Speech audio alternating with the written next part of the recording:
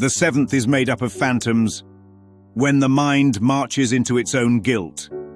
June 25th is not a date in this episode, mighty companion. It is a state of mind exposed in military costume.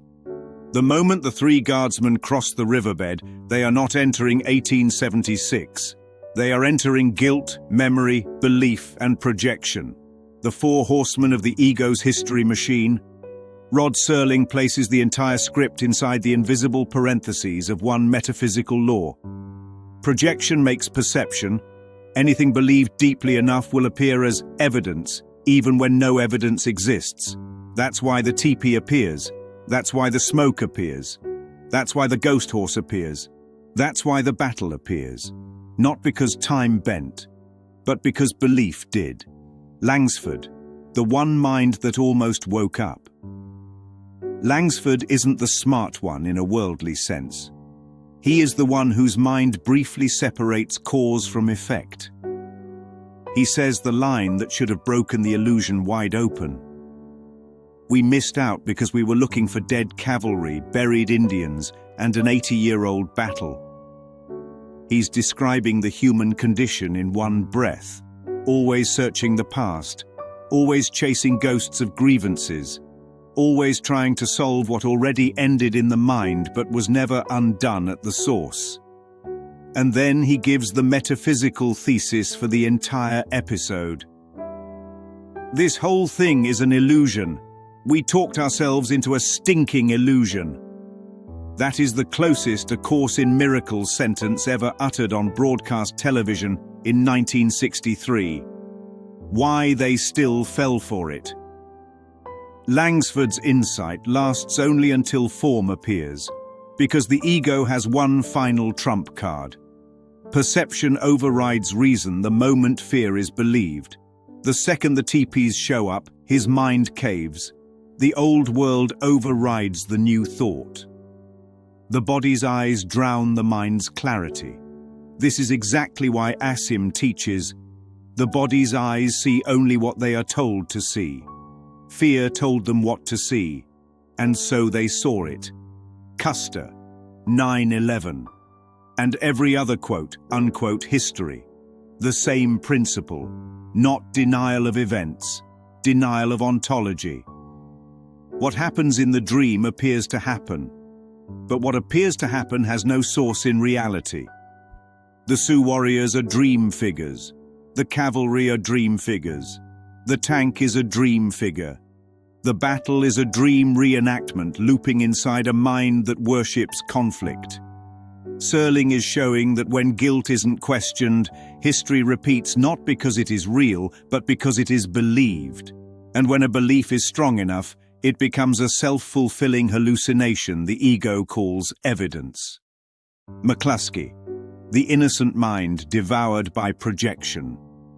McCluskey is the one who laughs it off at first. But innocence without awareness becomes fear's first casualty. He fires blindly into dust and kills a phantom rider.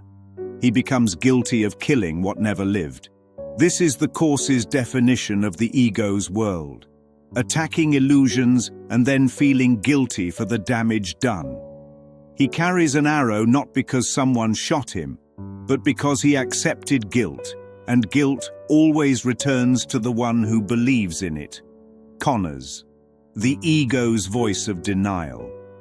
Connors refuses metaphysics at every turn. He clings to logic, facts, timelines, troop movement charts, historical accounts. The ego uses knowledge to keep illusion intact. Every time Langsford exposes the dream, Connors responds with, "No, that's not it. Let me tell you what really happened." This is the ego's final defense. Replace the hallucination of fear with the hallucination of facts. Both illusions, but one feels more respectable. The key line, "Too bad they couldn't have brought the tank up. It would have helped." This is the metaphysical punchline Serling hides in plain sight. The tank is the ego's favorite strategy. Fix the illusion with a bigger illusion. The tank is more force, more control, more technology, more firepower. But if the entire battle is phantoms, then a tank is just a heavier hallucination rolling into nothingness. A Course in Miracles says it directly. Seek not to change the world, but seek to change your mind about the world. The captain, like the ego, wants the world fixed, not the mind healed. He thinks a tank could save them, but tanks don't fight phantoms. Only projections do. And the deeper truth is this: if the battle were real, a tank wouldn't help. If the battle isn't real, a tank isn't needed. Either way, the ego loses. Why their names were already on the monument. This isn't time travel. This is identity travel. They didn't die in 1876. They died the moment they identified with sacrifice, violence, duty, and guilt. The monument already had their names because guilt writes the script first and perception plays it out afterward. History is not something that happened. History is something the mind refuses to release.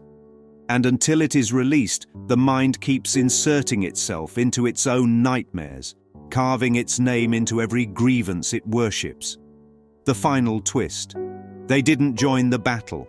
They joined their belief.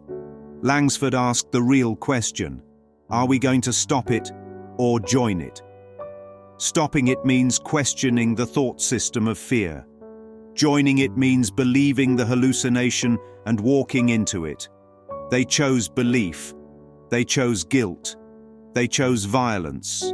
And so they chose disappearance, not death, not reality, just disappearance into the content of their own unhealed mind.